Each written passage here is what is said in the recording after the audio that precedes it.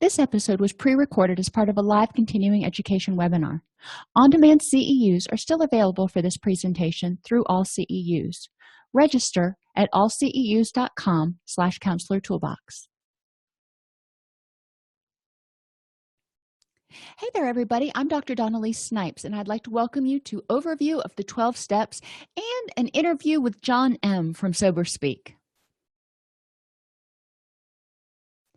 Today, we're going to learn more about 12-step programs, the Big Book, and the 12 and 12.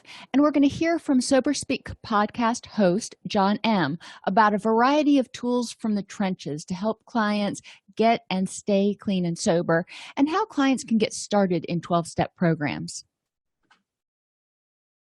So we're going to just start out with some beginning information because a lot of you listening may not be super familiar with 12-step programs. You've heard of them, you've heard of Alcoholics Anonymous, you've heard of Narcotics Anonymous, but you're not really sure what it is.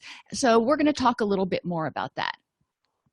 12-step programs are mutual help groups that bring together people who have gotten into recovery, as well as encouraging people who want recovery to join.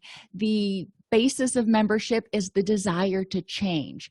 12-step programs are a great place to start for people, and it's also a great place for people to continue to go back to forever if they want to, because they will have fellowship with other people who've walked the same path and hopefully emerged on the other end in recovery. 12-step programs help people by walking them through a process of introspection and behavior change. Now, it's not exactly like counseling, but it starts out, step one is getting honest and admitting powerlessness over this current situation and deciding that you are going to do something for change. And we're going to go through the steps in a few minutes, but you'll see how it's a progressive movement toward empowerment of taking back one's life and taking control of one's life again. The Big Book is the basic text of the 12-step programs, and it was designed to show other alcoholics and people with addictions precisely how they can recover, and it's the main purpose of the book. There are a lot of stories in there about people who have, hit their bottom, if you will, and decided that they were going to embark upon the recovery journey. Clients can find stories in there that they can relate to, and they can see that people who've been in their situation, who've hurt just as bad as they have, actually have found recovery and a happy, healthy, fulfilling life. So the Big Book provides a lot of experience, strength, and hope, and it reinforces the notion that if you work the program, you can get a lot out of it. Now, there's a couple caveats here with 12-step programs, and there are 12-step programs called Dual Recovery Anonymous and Double Trouble, but some people will also require professional assistance, professional counseling, because they've got trauma issues, they've got bipolar disorder, they've got really bad anxiety, whatever the case may be. 12 steps does not necessarily provide everything that everyone needs, but it does provide everything that some people need, and it provides a lot of stuff that most people need. You want to look at it that way. No one intervention is going to work for every single person for every single issue all the time. That's just not the way things work. So considering the 12-step program as an adjunct treatment if you're working with a client already, or it could just be somewhere for somebody to start if they're not thinking that they need counseling or they're not quite ready to go to counseling yet, 12 steps can be helpful. And there are 12-step programs for just about everything out there. There's Sex and Love Addicts Anonymous, there's Gamblers Anonymous, Debtors Anonymous, Alcoholics Anonymous. There's even a small faction of a group called Emotions Anonymous, which I really like the EA program because it is designed to help people that experience a lot of emotional dysregulation and encourages them to recognize that sometimes that dysregulation is a little bit out of their control because that's how they're wired right now. Their HPA axis is especially sensitive or something. But it does give them tools to start learning how to deal with that and find a place where they are more comfortable and they're not driven and controlled completely by their emotions all the time. Look into EA. It's a really great tool for any mental health clients that are out there, as well as a lot of substance abuse clients, because people who have substance abuse issues are often trying to self-medicate or numb emotions that feel overwhelming and overpowering. A big book study is one of the things we do with the big book, and we used to do big book studies a lot in the clinics that I worked at. I love big book studies. It's a study of a specific part of the text that conveys a particular meaning. So if you want to find a story about somebody who was a doctor who by all rights seemed to have everything going for him and developed an issue with alcohol and became an alcoholic and then recovered, you can find that. You can find stories about just about anything that you want to relate it to. You can find stories about people who've gotten out of jail and recovered their life. You can find stories about people who've left violent relationships. There are a lot of things in there, and it provides hope for people. The 12 and 12 is a book that is designed around the 12 steps and the 12 traditions. And it's another book that's an adjunct to the big book. It's kind of like your daily missal is an adjunct to your full Bible or something, if you will. So I'm just going to bring this over here right now. And this is from the Debtors Anonymous website, obviously. Now, I told you that the 12 steps helps people work in a very organized fashion towards recovery. So let's look at how this happens. Step 1, we admitted we were powerless over whatever the addiction is, that our lives had become unmanageable because of this. We can't go on this way anymore. We need a change. Our lives, everything seems to be falling apart, and at the root of it, or seemingly at the root of it at least, is these behaviors. We came to believe that a power greater than ourselves could restore us to sanity. Some people take that to mean God. Some people call that a higher power. Other people call it karma or the universe, or in our treatment program, we used to call it good orderly direction or the bigger picture that helped restore us to sanity. Because if you look at the bigger picture and you think about where is it that I'm really trying to go, you can make better decisions rather than reacting impulsively. We made a decision to turn our will and our lives over to the care of God as we understood him. Now, again, God in this context can be a spiritual being, or it can be good orderly direction. So we're turning our will and our lives over to this plan that we've got. If you are working with somebody who's atheist or agnostic or just doesn't want to be in a spiritual program, that's fine, or a religious program, that's fine. We're turning our will and our lives over to the direction of this plan. Think about it as, I tell my clients to think about it as if they're going on a vacation or a journey. And this is a road trip. And they are making every decision based, every turn they make, every stop they make is planned and designed to help them get towards that ultimate goal. This is where we're going. We're looking towards this ultimate goal and trying to figure out how do we achieve that goal of recovery and a rich and meaningful life. So people have admitted that the problem is overwhelming and it's ruining their life. They believe that there is a way out of it. There is hope. They've made a decision to figure out how to do the next right thing to find that rich and meaningful life.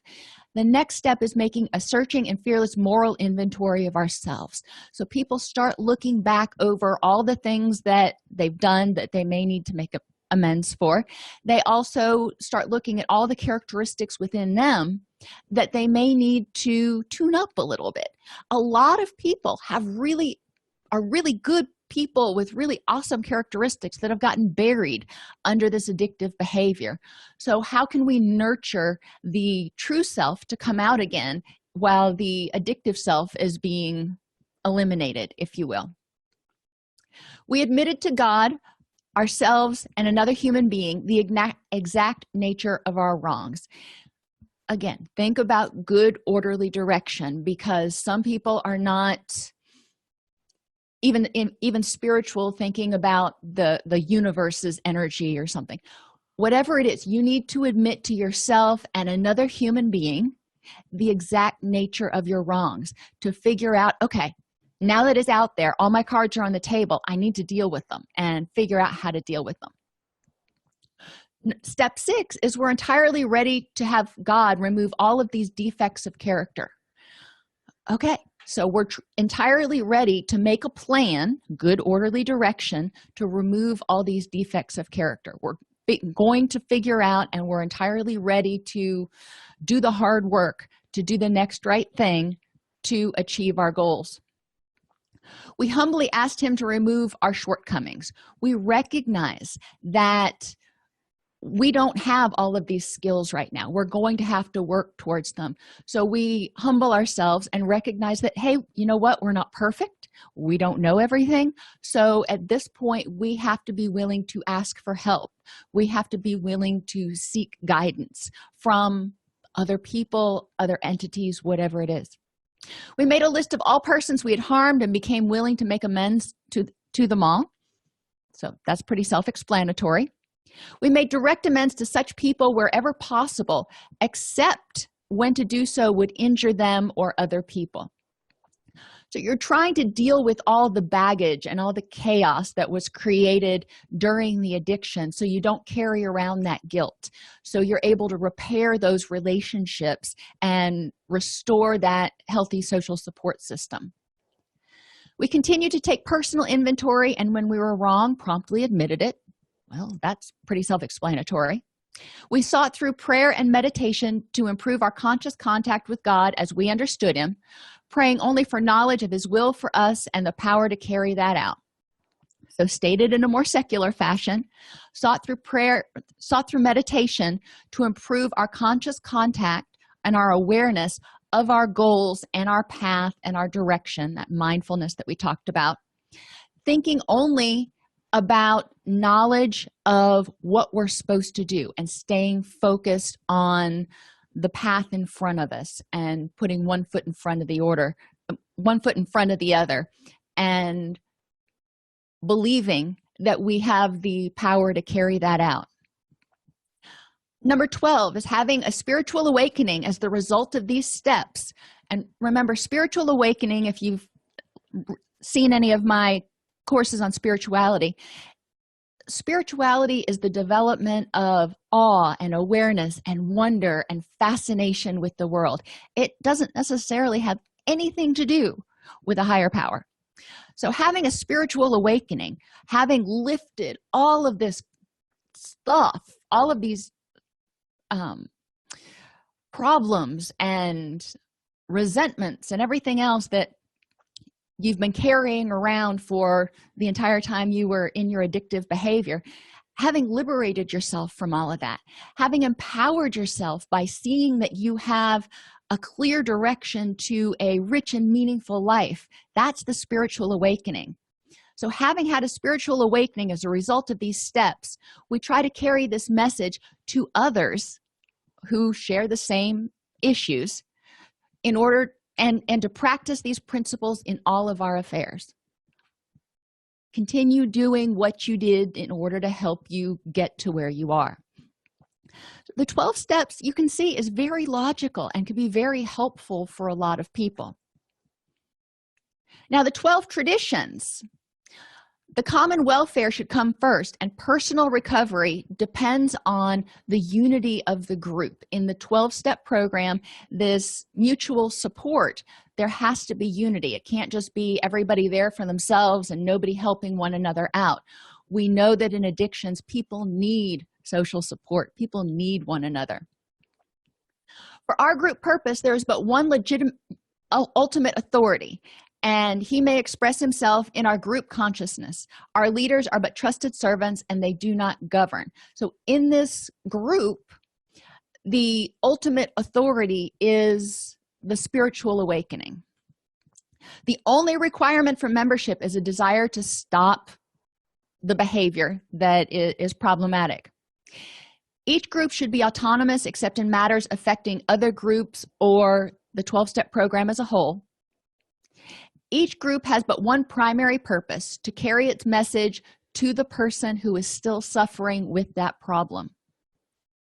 The 12-step group should never endorse, finance, or lend the 12-step name to any related facility or outside enterprise, because it starts getting wonky at that point. Every 12-step group ought to be fully self-supporting, declining outside contributions.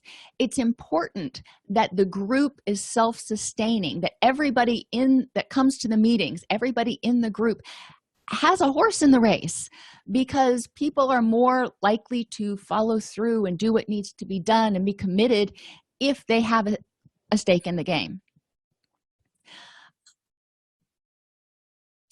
The 12-step program should remain forever non-professional, but our service centers may employ special workers. 12-step programs are not counseling. 12-step programs are mutual self-help, and that's wonderful. Counseling is counseling. Counselors don't run 12-step groups. People who are in recovery and people who are suffering run the 12-step groups. 12-step programs ought never be organized, but we may create service boards or committees directly responsible to those that they serve. There's always an opportunity for people to get involved, but sometimes, there are special things, special events. There are planning committees for them, and that's cool. But there's not that hierarchical structure that you see in churches or businesses or things like that. 12-step programs have no opinion on outside issues. Hence, the 12-step name should never be drawn into public controversy. They're not going to comment on medication-assisted therapy publicly. They're not going to comment on politics publicly. They are there to help the person who is struggling. Our public relations policy is based on attraction rather than promotion. We need always maintain personal anonymity at the level of press, radio, and films. Anonymity is the spiritual foundation of all of our traditions, ever reminding us to place principles before personalities. When we're anonymous, then our principles and what we do are what we're known for, as opposed to our name. Those are the 12 traditions, and it's important to consider everything that you do as a reflection of the 12-step program when you're in the 12-step program. Alrighty. What is a step study and what is its purpose? A step study is when you work with generally an individual works with a sponsor and actually goes in depth into each one of those 12 steps. The purpose is to help them acquire that spiritual awakening. In order to do that, you have to work the steps. You have to go through the process. I'll show you here.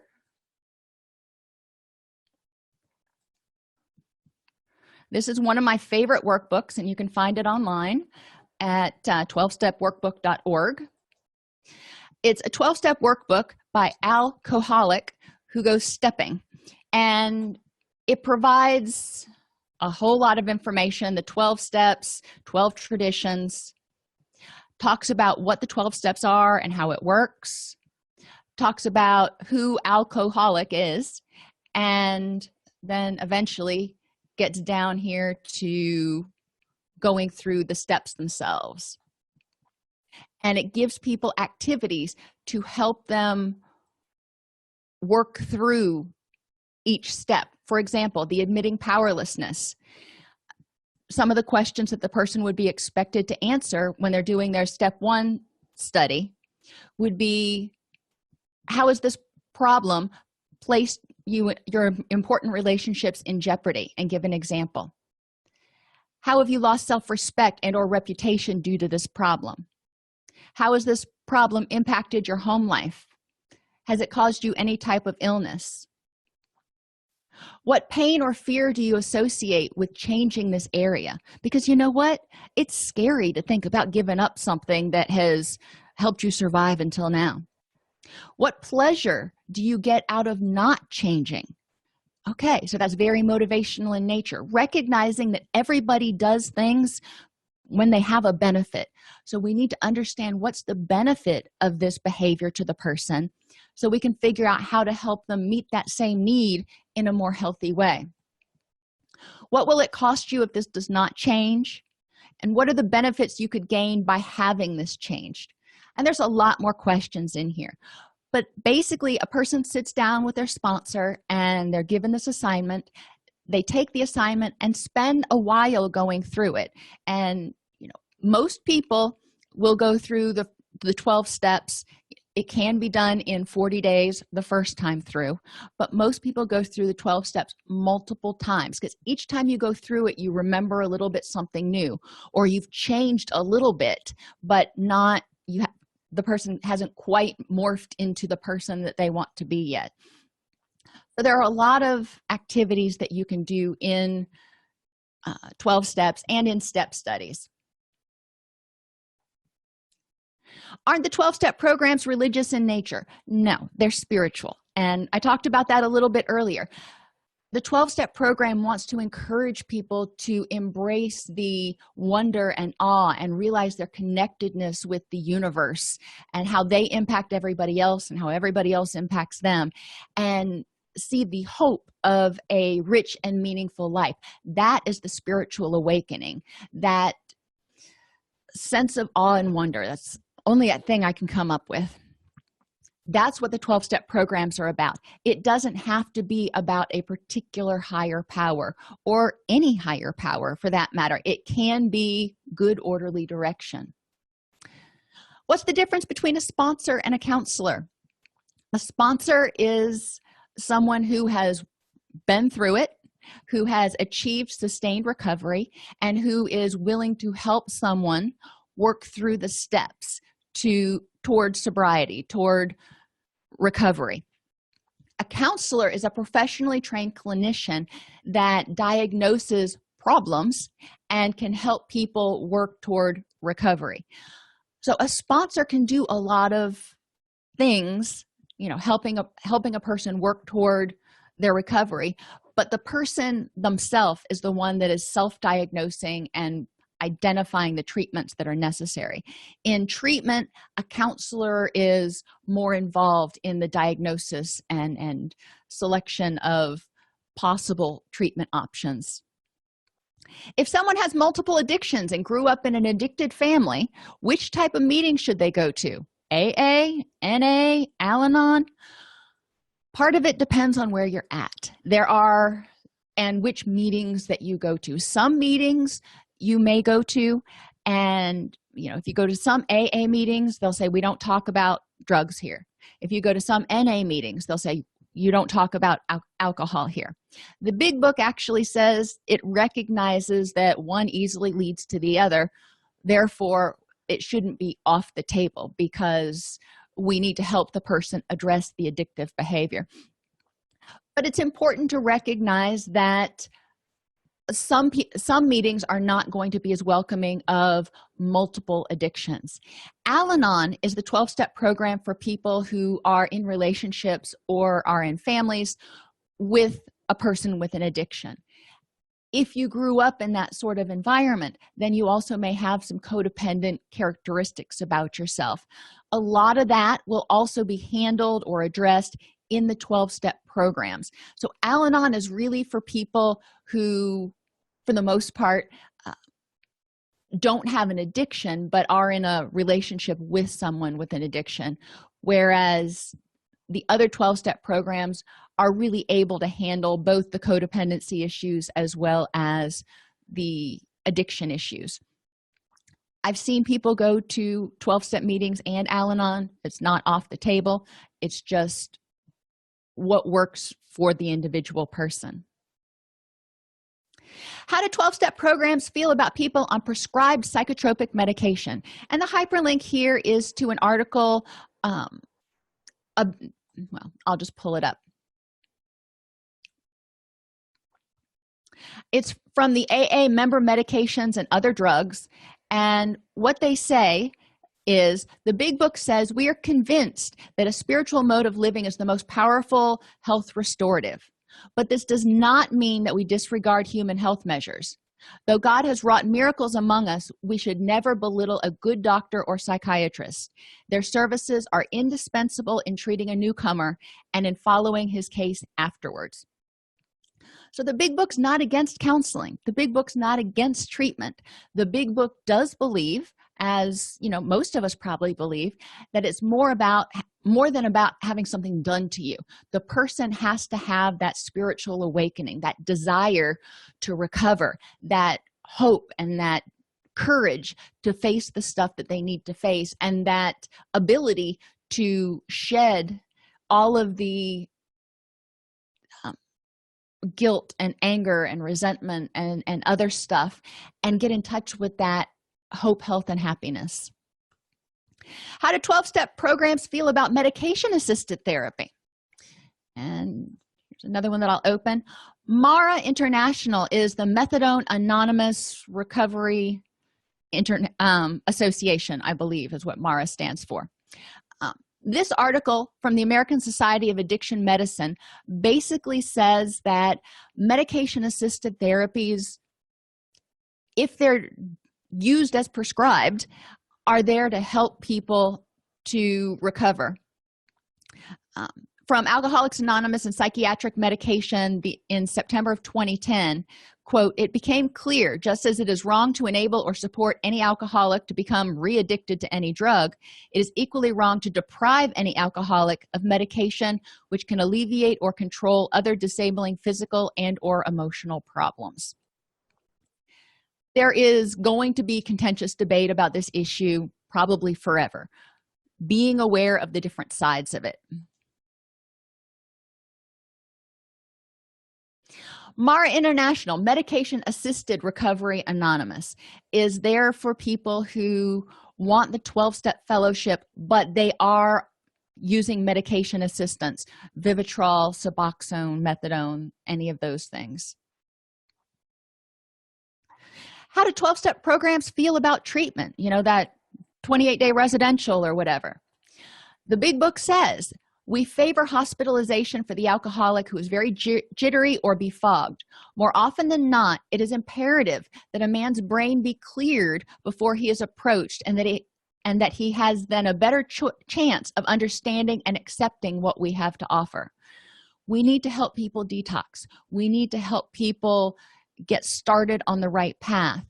And most of the time, most treatment anymore is 30 to 90 days at most, and that's really still a pretty extended detox.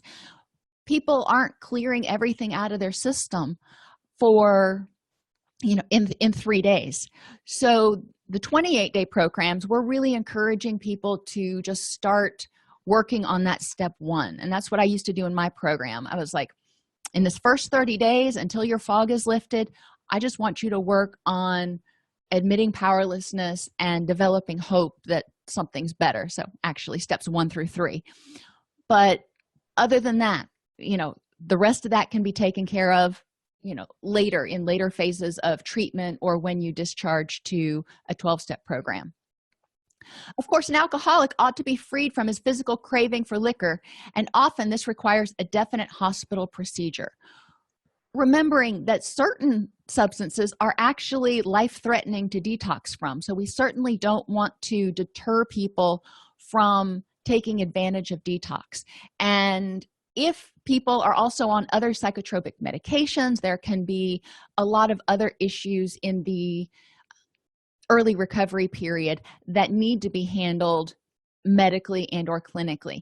If someone has a lot of trauma issues or co-occurring mental health stuff, it may be necessary, because their neurotransmitters are going to be kind of really out of whack because of using substances, among other things, residential treatment or intensive outpatient treatment may be necessary for a duration in order to help them get into that clear-headed place where they can focus on sustained recovery and they can actually actively participate in the 12-step programs. Alrighty, in a few minutes, we're going to talk with John M., and we're going to learn more about tools from the trenches. I'd like to welcome everybody back. We are going to spend a little bit of time talking with John M. from the Sober Speak podcast. Welcome, John.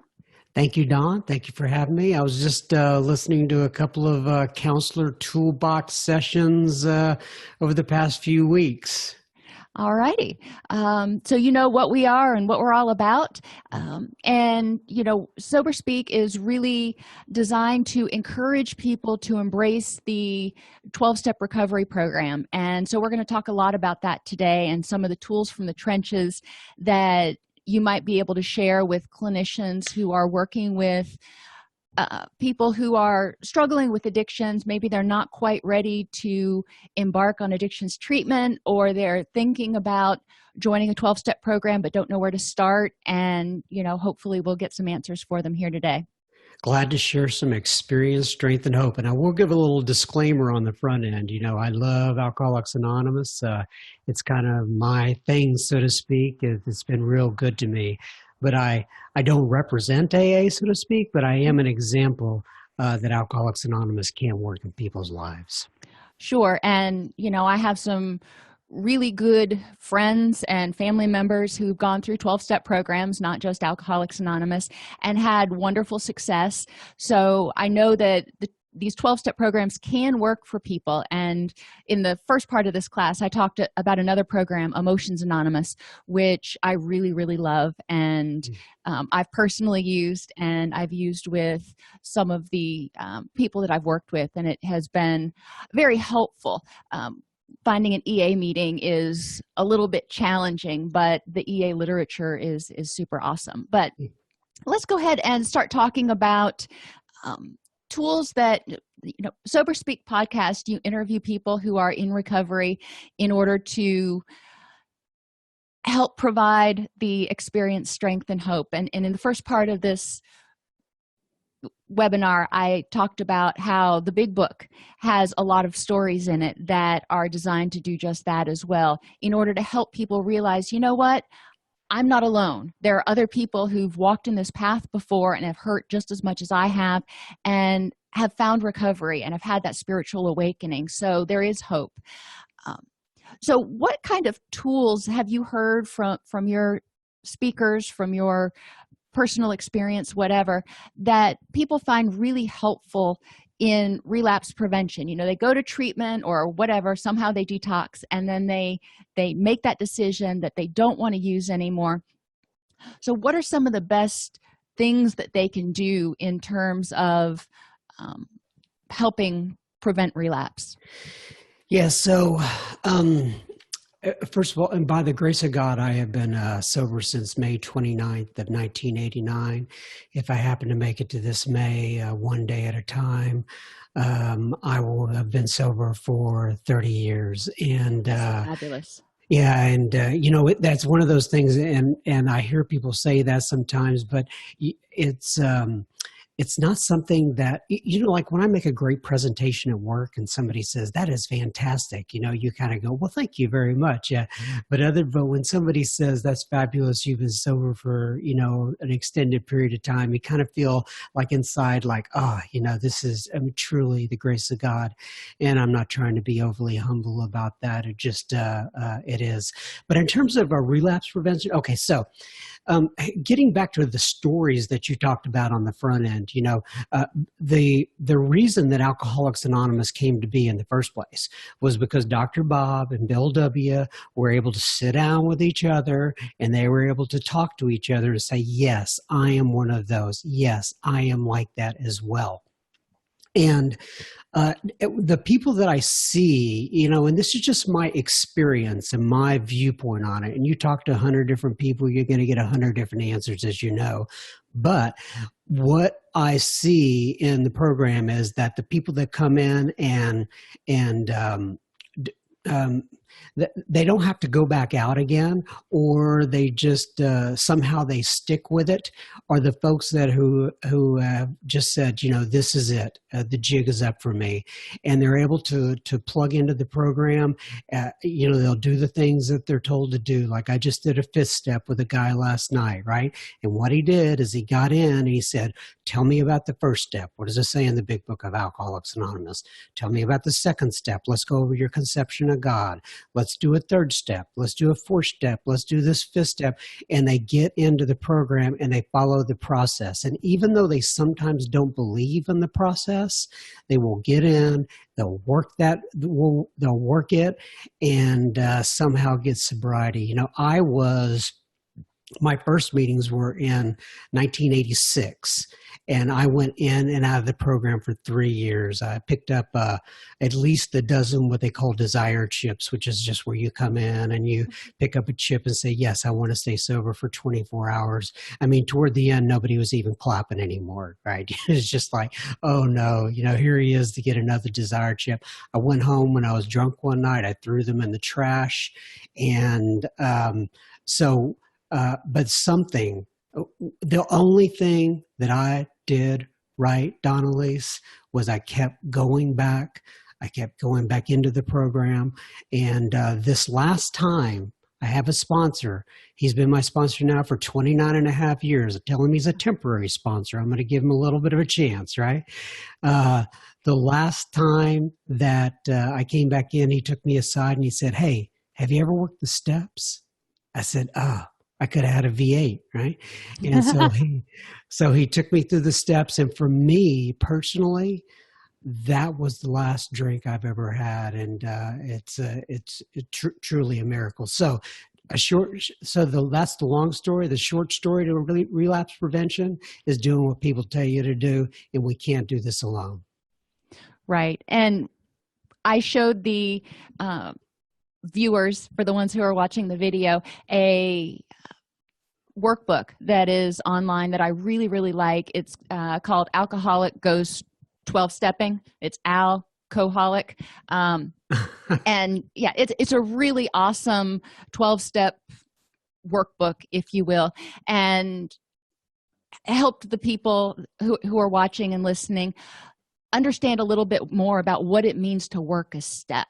And we went through some of the questions that people might answer when they're working the first step to help them see how the 12 steps really can work to help people recognize their powerlessness, but also inspire hope. Yeah. And the 12th step, for those who aren't familiar with all the 12 steps, is really the one that specifically addresses carrying the message to other people. And back in the beginning, that is truly how this started, right? It was one person carrying a message to the next one. And this not only works, as for alcoholics. I mean, it works for overeaters. It works for sex addiction. It works for shopping issues. It works for everything, gambling. The idea is that you recognize that you are powerless, and then you take that message to somebody else and you help them along the way. And by helping them, you're also helping yourself, because you're keeping it ever present in your mind what you have to do on a day-to-day basis. You're remembering, and instead of getting, and it's kind of leading into our next question for you, remembering not to get caught up in the day-to-day minutia. I've worked with a lot of people, and even some of my family members, when they were going to 12-step meetings, they went for a certain period of time, and after they picked up their 1-year chip or their 2-year chip, they were like, you know what, I don't need to go anymore. Or they would start getting slack, and they went from 90 and 90 to 1 every 30. Mm-hmm. And it doesn't work when you're not consistent. So what suggestions have worked for people that to help them maintain a recovery focus and remember that the meetings are important, this big book is important, and continuing to work that recovery lifestyle is important.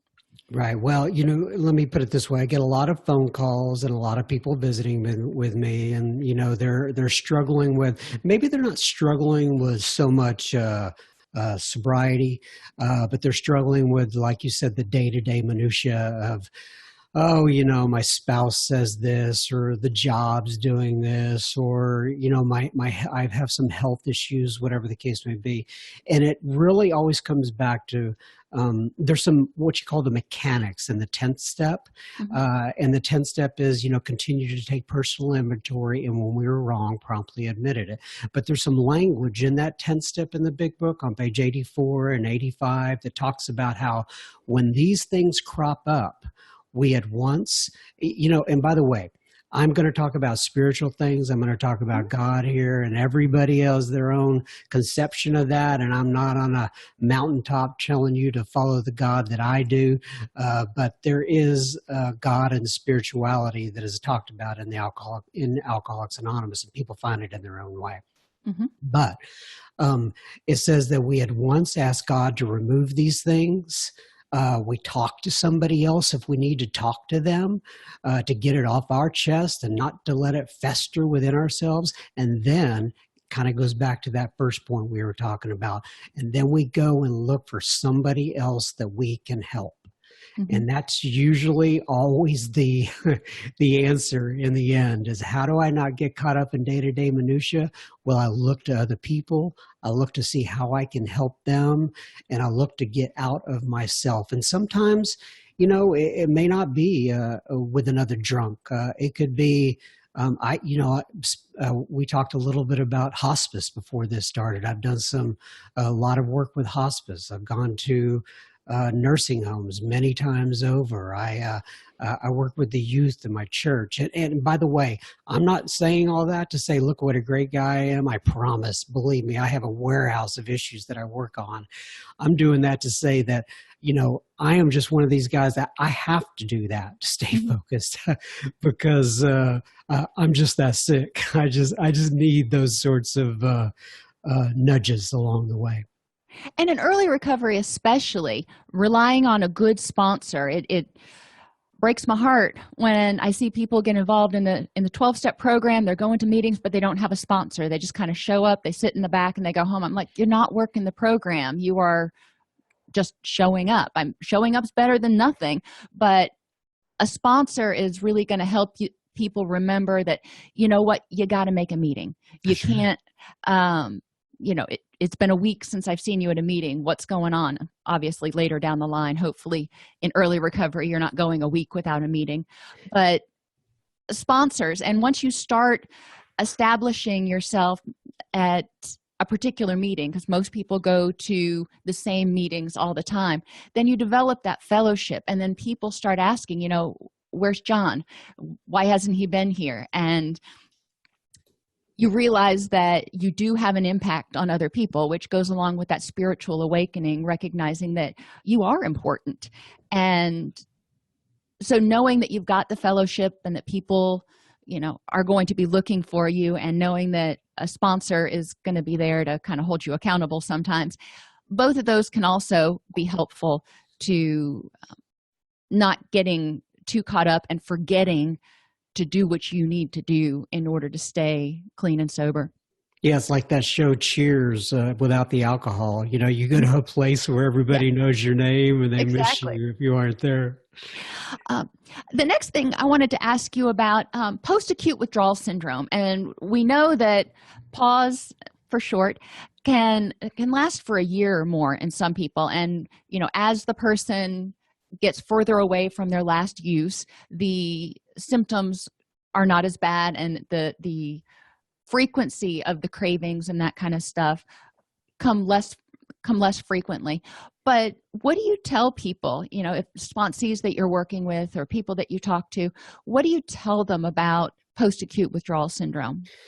Yeah, well, first of all, I'm not a doctor, as you know, and so, but I can tell you from experience what I see, which is really what you're asking. Mhm. Um, first of all, for me personally, the withdrawal symptoms that I went through were, I used to say, I'm not an alcoholic because I don't have this, and I'm not an alcoholic because I don't have that. But I began in the end starting to have withdrawal symptoms. Now, I know people that go through DTs and things of that nature. I never went through that.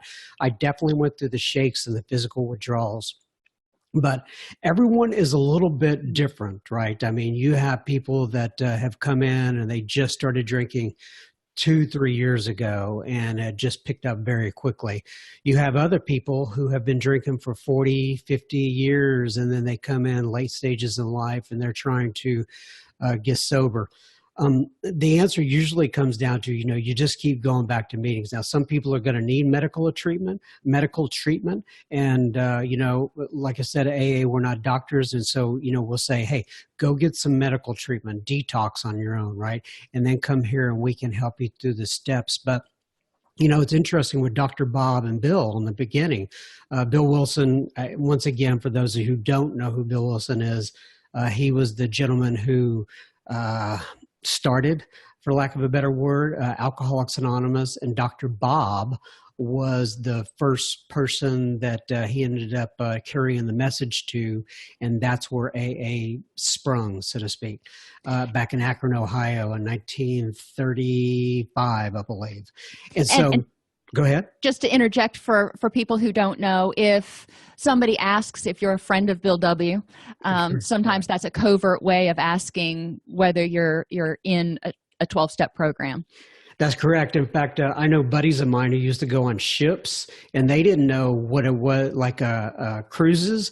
And if you go on a cruise, you usually see Friends of Bill W. meeting, and they kept asking me. They go, "Who is this Bill W. guy? He has so many friends." And then they'd go to a meeting and go, "Oh, this is not what I was looking for." So, right. But it is, yes, Friends of Bill W. But Bill, when he came into, there was no Alcoholics Anonymous, right? Mm-hmm. He just got a, quote, bright light, right? He had an actual spiritual experience in a hospital. And basically the desire was removed from him almost immediately. And then, though, there was Dr. Bob, and Dr. Bob struggled with months and months, and I believe even into a couple of years with that mental obsession, of wanting to go back to it. And once again, what he would do every time when he got into one of those spots is he would reach out to another alcoholic. So everyone's a little different in how that mental obsession manifests itself, and everyone's a little different in how those physical symptoms manifest themselves. But by all means, if somebody needs to get medical treatment, they need to get that, and then we can kind of come in and help in Alcoholics Anonymous from that point on. And I think one of the most important things you said there was when you start having those cravings again, or if you're feeling, fatigued and lethargic and irritable and, all those things that could lead into potentially cravings and a relapse, go to a meeting. You're recognizing that people who quit using aren't going to just go through one detox. There are going to be little mini detoxes for the first year or so, and recognizing that when they're having those bad weeks or bad days, that is one of the times to go to the meeting. Like, I'm sure you've heard the saying, when do you need to go to a meeting? When you want to go to a meeting, and when you don't want to go to a meeting. That's right. And I also, just so you know, kind of look at this as just how the book describes it, as a threefold illness, right? The first part is that physical part, and the physical part is where when I take a drink, the drink takes a drink, and the drink takes a man or a woman. So in other words, once I start, I never know when I'm going to quit. There is a physical allergy, as it's called, that is set off within my body. But the second part to the illness is the mental obsession. And the mental obsession really is It's like when you put your hand on a stove and you don't want to go, why would I go back and keep putting my hand on that stove? If I never took that first drink in the first place, well, I wouldn't be concerned about the allergy. And then the third part of the illness is the spiritual part, which basically means that I'm born and I'm resentful, selfish, dishonest, and afraid. I walk around restless, irritable, and discontent. So in the book, it talks about when the spiritual malady is overcome, then we straighten out mentally and physically. Exactly. And earlier I had talked about when people are able to shed all of those resentments and deal with all of the grief and guilt and, all of the stinking thinking stuff, is when they can really embrace the wonder and awe and the spiritual awakening of the hope of a rich and meaningful life and in recovery. Yes.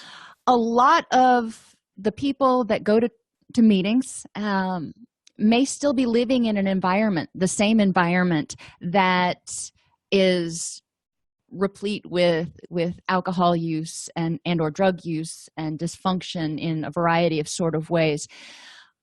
And for a lot of people, moving is not an option. So what types of things have you heard, whether it's something that you did or you've heard from other speakers on your podcast, to deal with these dysfunctional environments in order to keep, moving forward? Yeah, so there's a whole chapter in the book, Alcoholics Anonymous, that is devoted to this. It's called The Family Afterwards, right? And there was a friend of mine who I recently had on the podcast, and he said, it's 8 miles into the woods and it's 8 miles out of the woods. In other words, what happened within living a life of alcoholism and to the family members and such around people did not happen overnight, and it's not going to get settled overnight either. So these are case-by-case scenarios. If there's a safety issue involved, that's a completely different thing. You want to remove someone from that particular situation. Oh gosh, I've seen it all over the map. Sometimes people get in and they start to get well, and their spouses or their family members start to see that they're getting well, and their family changes, and the spouses and the family members get involved in Al-Anon. Other times, spouses and family members are not a fan, so to speak, of Alcoholics Anonymous, and their spouse starts to change and get better. And quite honestly, they've gotten used to having that individual not in a healthy manner, so to speak. And when they start to change, it's a very uncomfortable process, and they start to break away. But there's a line in the big book that says job or no job, wife or no wife. The alcoholic can get sober nonetheless, and you could put husband or no husband in there as well. Right. You got to think this was written in the 1930s, so it was a different time. But nonetheless, so to answer your question, how do you go back into a situation like that? It just depends, and it's a case-by-case scenario from everything that I've seen. Like I said, sometimes it works out, sometimes it doesn't, but you just got to use that spiritual guide inside and say, should I stay here? Is this the right place to be? And you think sometimes, hey, listen, they put up with me for 20 years, all my shenanigans. I'm going to stay here for at least a year, see how this works out, and then I'll make a decision at that time. But, there's a kind of a guideline, if you will, in Alcoholics Anonymous, is you don't do anything major for a year. Mm-hmm. And, some people keep that, some people don't. It's not in the book. It's just it's come out of treatment over the years, but it's a good guideline. But once again, where safety is concerned, that's a different issue. Right. And there are going to be some issues. I know in my own family, I had a family member who was in recovery and was living, at home, and somebody else in the family was still an avid drinker and was not going to remove alcohol from the house come hell or high water. So, that was a very challenging situation because the person in recovery was viewed as the identified patient, if you will. It's your problem. It's not my problem. So you've got to figure out how to deal with it. And substance abuse in general and addiction in general tends to have a family component. A lot of times we say it's a family disease because when the person is in their addiction, the family adjusts to some sort of normal to deal with that. And then when the person finds recovery, the family has to readjust. So it's really important, like you said, on a case-by-case basis, but for people to be aware of what their needs are. Like you said, just continually reassess and ask yourself, is this where I need to be right now? That's correct. That's correct. Go ahead. Yeah, I was going to say, everyone. So I was single when I got sober.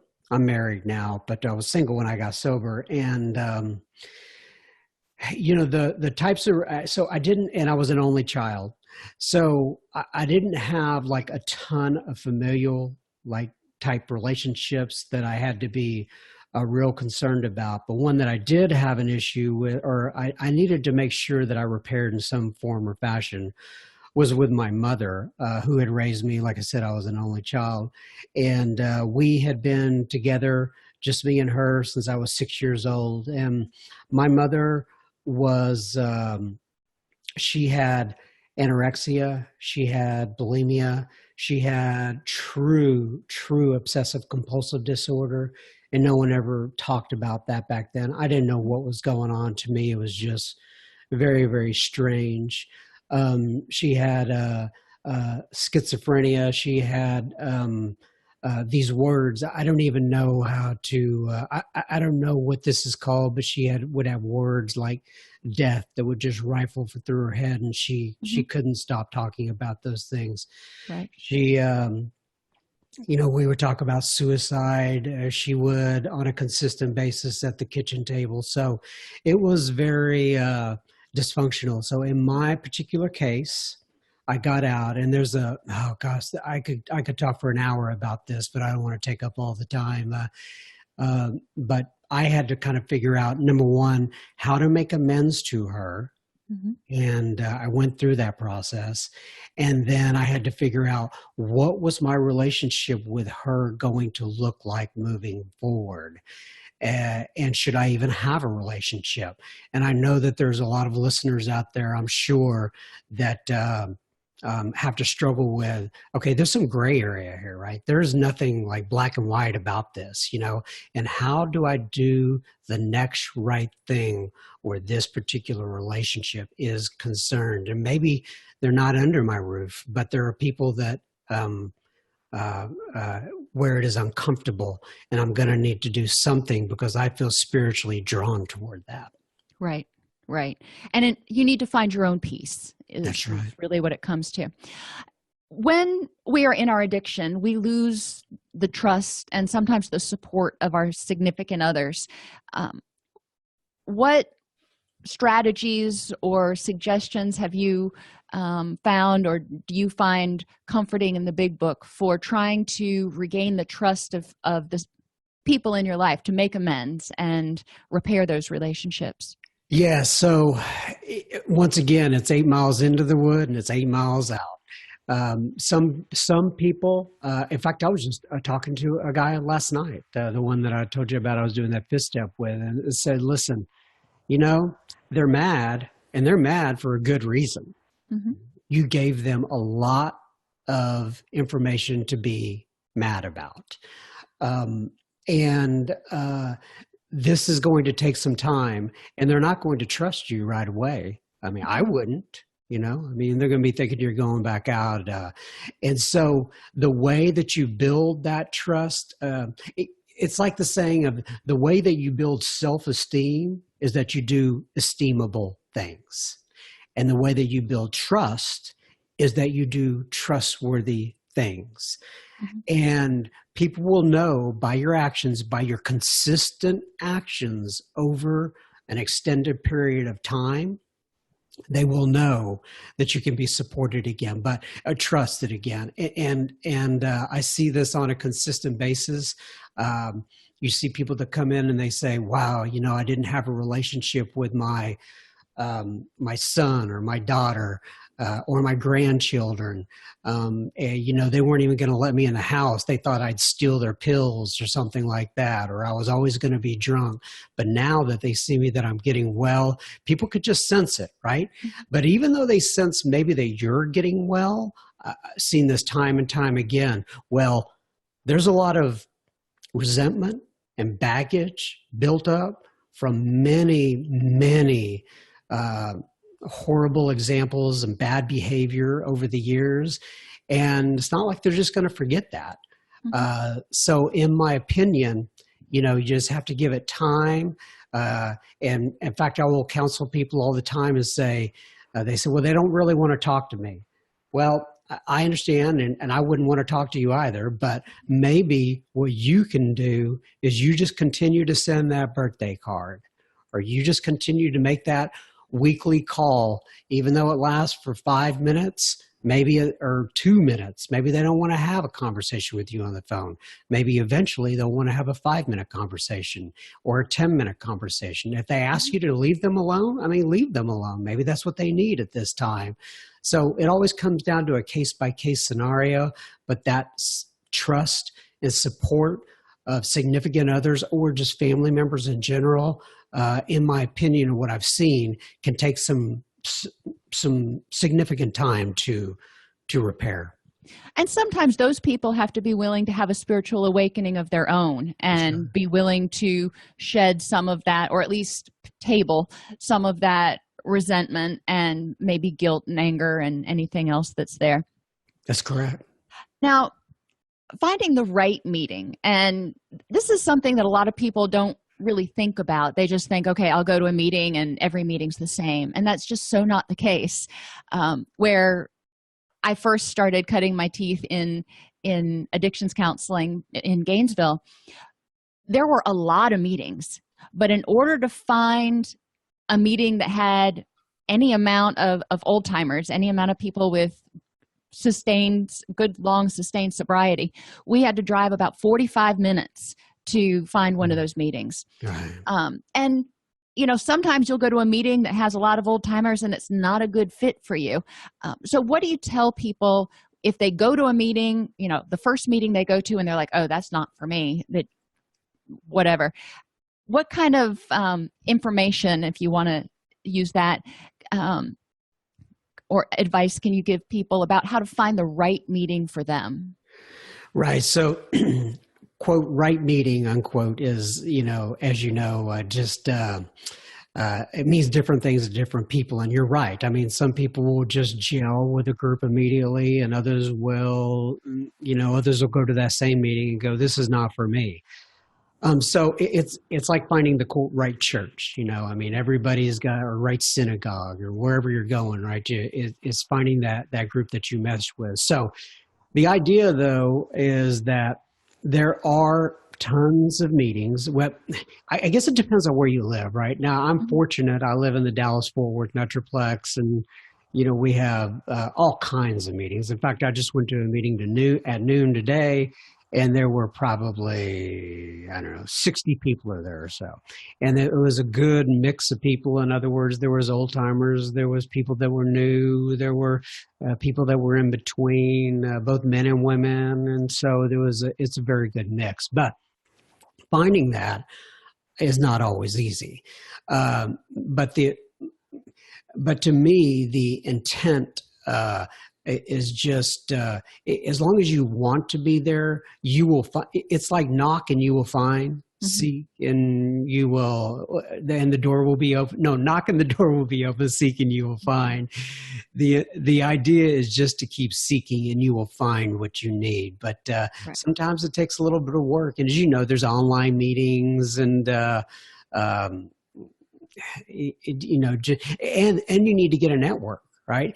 Maybe you go to a meeting that you don't particularly enjoy, but you can call John or you can call Susan, whoever it is that you're going to call and just have meetings with them and stay plugged into the program somehow, some way. I have a secret Facebook group for SoberSpeak that would use it. You know, a lot of people in there, and they chat back and forth, and they're able to get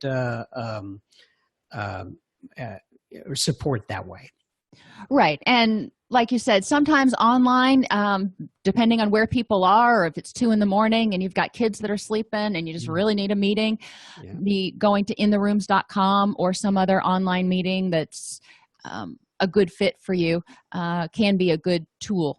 That's correct. Now, you know, and I will say that in my opinion, it is a good tool, but there's nothing that replaces those in-person meetings where you can put your arms around somebody and look somebody in the eye and talk to them about how they're doing. And that's the place where you find people that you can help, right?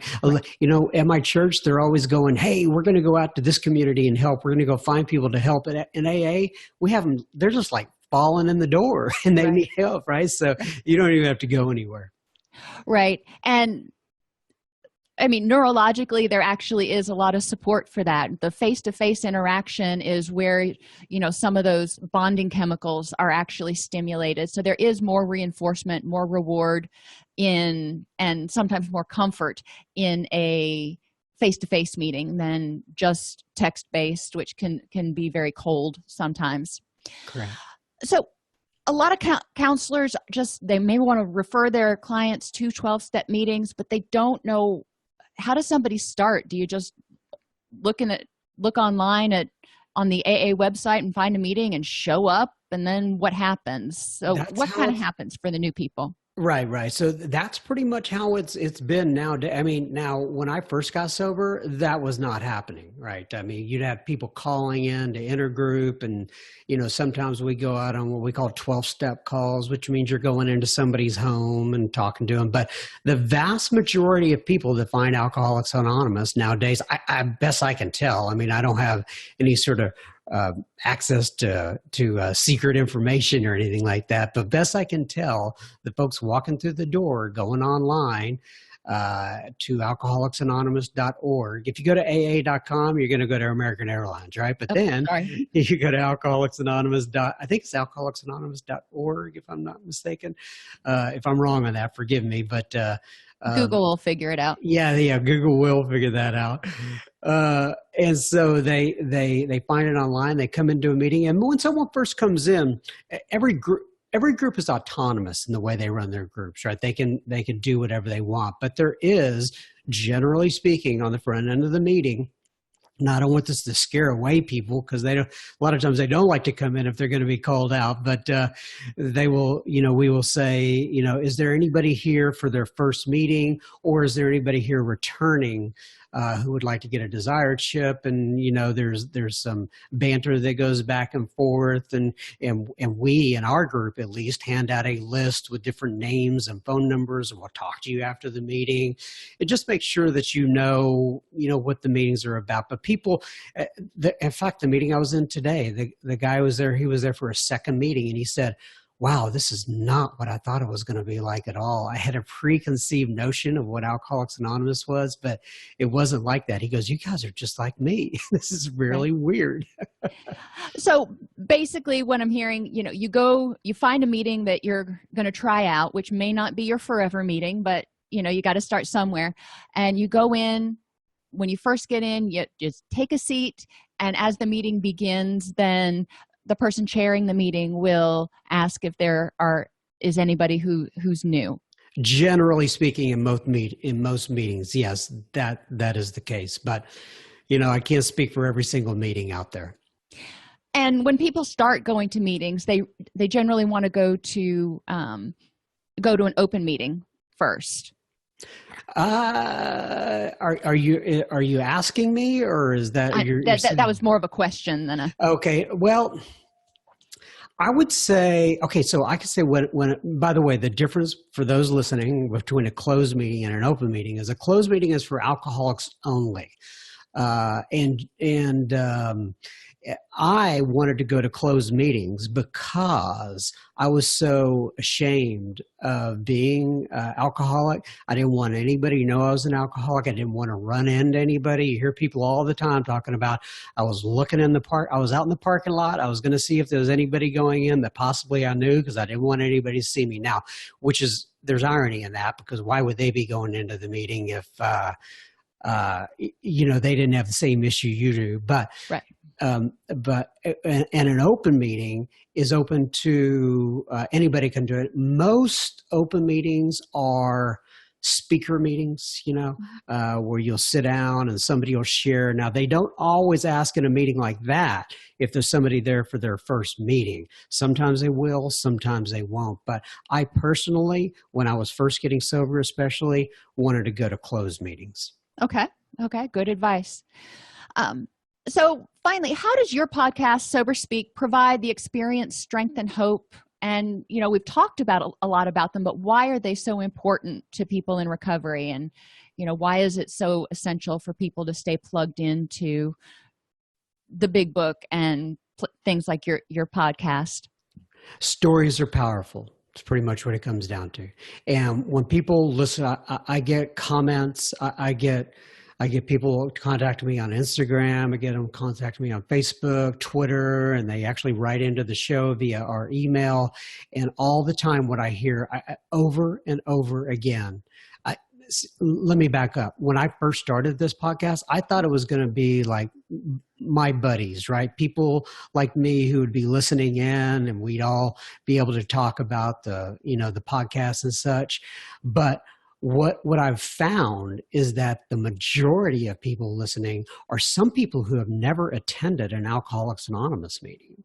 Mm-hmm. And there are a lot of people who are Al-Anon that want to understand what's going on from an alcoholic perspective. And there are people that are brand new in the program. And so I get these messages on a consistent basis that say, I had no idea that I would relate to this so much. I guess I am one of you. And all I can say to them basically is, hey, go to a meeting. You may not be, that's for you to decide. Nobody else is going to decide that for you. But the stories and the experience, so that's the experience and strength. And then the hope is that, hey, I once was like you. I came to Alcoholics Anonymous and I found something that is indescribable. I worked these steps. I did what they said. I got plugged in, and now my life is much, much different. I mean, if you take a snapshot of my life before I got to Alcoholics Anonymous and a snapshot of where I am now, I mean, I'm not, like I said earlier, I'm not perfect, and I have all sorts of issues that I have to deal with, but my life is greatly improved. It has breadth and depth and weight. And there is, I would not, if I found out I was going to be checking out tomorrow for whatever reason, I would not want to change anything about my life. I'm where I am. I'm where I want to be, living the life I want to live. And I have friendships with people that I want to be friends with, and I have a great family around me. And now I realize it could all go to pot in a second, right? All I got to do is go back out tomorrow and pick up that drink, and it will all go downhill. But that's why the experience, strength, and hope for me are important. Awesome. Is there anything else that you want to share with our listeners?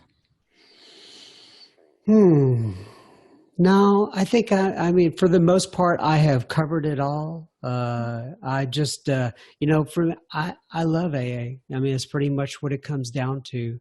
And I am, it's really offered me a life beyond my wildest dreams. And I will say, soberspeak.com, if you want to go there and listen to our podcast, is, by the way, just so you know, on my end, right? I want everybody to know this. It is strictly service work for me. It's not about a money thing whatsoever. I truly just want to spread the word of Alcoholics Anonymous. That's awesome. That's awesome. So that's soberspeak.com in order to listen to some of the episodes. And I'm assuming that people can subscribe on any podcast player. Yes, correct. And we're Okay. on all the directories. Yeah. I usually, if I'm going to listen to stuff, I listen online because I don't know, just one more app is more than I can handle, I think. But and you can listen on YouTube as well. So we're out there. So, if somebody wants to do it online. Fabulous. Okay, well, thank you for being here with me today, and I look forward to listening to more episodes at Sober Speak. Thanks for having me, Donna Lace. Thanks. Bye-bye. If this podcast helps you help your clients or yourself, please support us by purchasing your CEUs at allceus.com or getting your agency to sponsor an episode. A direct link to the on-demand CEUs for this podcast is at allceus.com/podcast CEUs. That's allceus.com/podcast CEUs. To sponsor an episode of Counselor Toolbox and reach over 50,000 clinicians per week, go to allceus.com/sponsor. Thank you.